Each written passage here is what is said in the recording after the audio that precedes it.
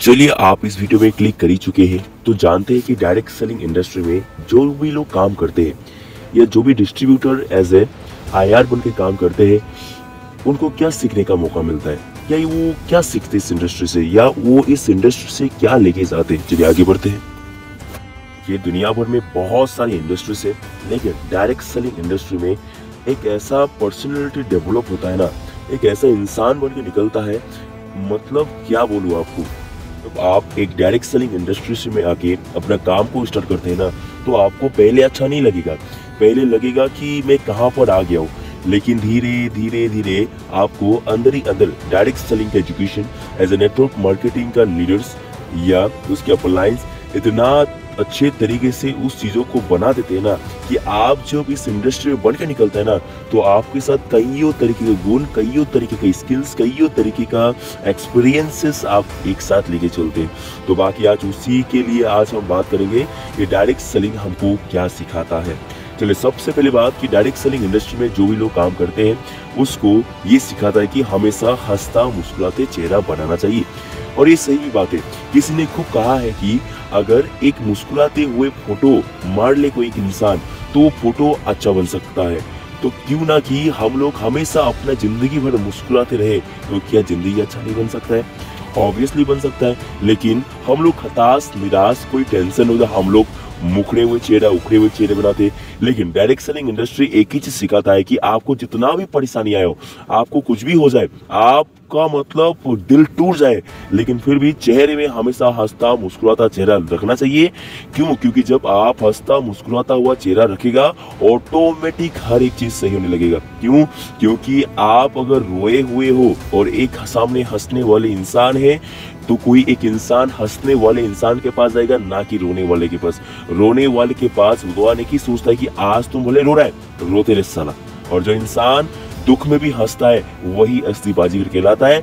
दुख में तो सभी लोग रो लेते हैं, सुख में तो सभी लोग हंस लेते हैं, लेकिन दुख में भी कोई अगर हंस के दिखाए वही असली मर्द कहलाता है। सही बात है। तो डायरेक्ट सेलिंग इंडस्ट्री सबसे पहले सिखाता है कि हमेशा हंसता मुस्कुराता चेहरा रखो, हमेशा हंसते रहो।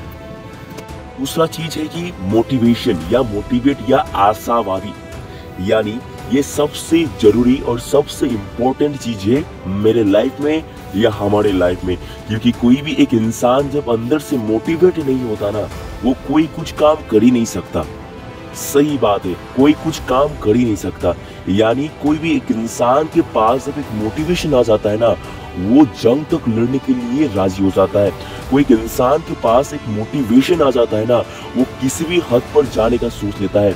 लेकिन कोई एक इंसान जब डीमोटिवेट होता है ना, वो अपने लाइफ में कुछ कर ही नहीं सकता।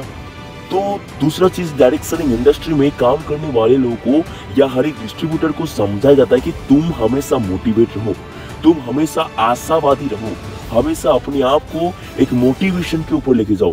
क्योंकि जब एक इंसान के पास मोटिवेशन नहीं रहता है, एक अंदर से ऊर्जा, एक अंदर से एनर्जी नहीं रहता है कि मैं करूंगा, तब तक वो काम नहीं कर पाता।